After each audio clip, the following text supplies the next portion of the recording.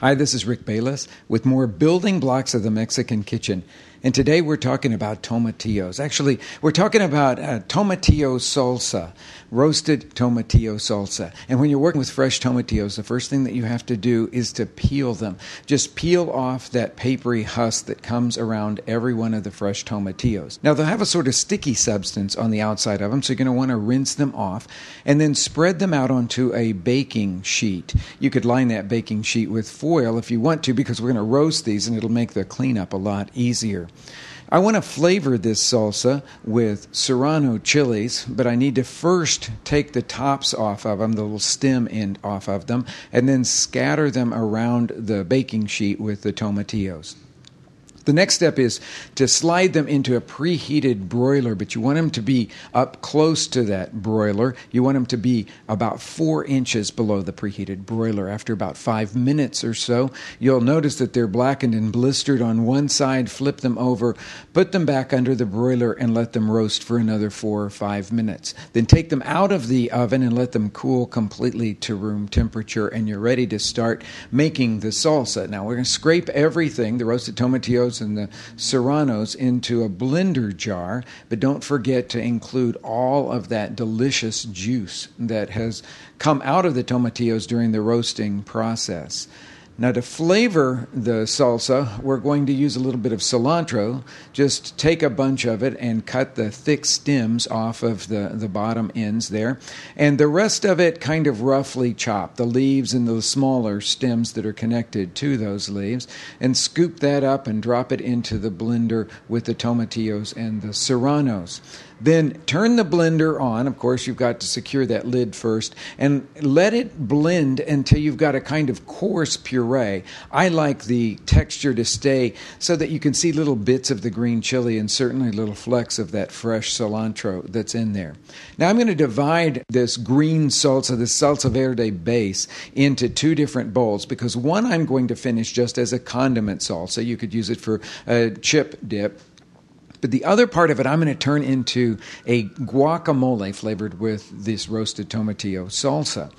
I want to flavor both of those with a little bit of white onion. So you peel the white onion and then you dice it to small pieces. And then here's a technique that I think makes the salsa incredibly good. You scrape all of that diced onion into a small strainer and run it under cold water. What you do in this technique is to get rid of all of the stuff about onions that people hate. The stuff that sort of you catch it on your breath. You've got it adds a sort of muddy flavor to the salsa. By rinsing all of that off, you're going to make the brightest tasting green salsa verde that you could possibly ever have. So I'm dividing the diced white onion into the 2 bowls, and then I'm ready to start the process of turning the large bowl into a guacamole. Now, you need a ripe avocado to make really good guacamole, and you should always buy ones that have that little button end still intact. That's the area where the stem connected to the avocado itself. But pull that part out and discard it so it doesn't end up in somebody's bite of guacamole. Then use a knife to cut around from the stem end around that big pit all the way back to the top again. Twist the 2 sides apart, and you'll notice that the pit will stay in one side of it. Now, you could scoop that pit out with a spoon, or you could just wedge the end of your knife into it, twist the knife, and you'll be able to dislodge that pit. It'll usually stick to the knife itself.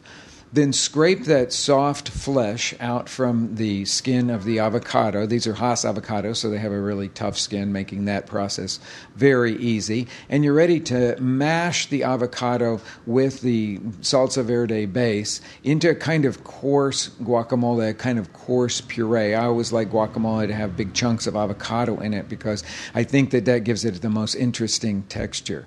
Then we're going to need to season both the salsa that's in the small bowl and the guacamole with a little bit of salt. And that salsa in the small bowl probably is a little bit too thick for us to use just as it is. So I typically will thin it with a little bit of water. Of course, you're going to want to taste each of the preparations and make sure that you got the right amount of salt in them.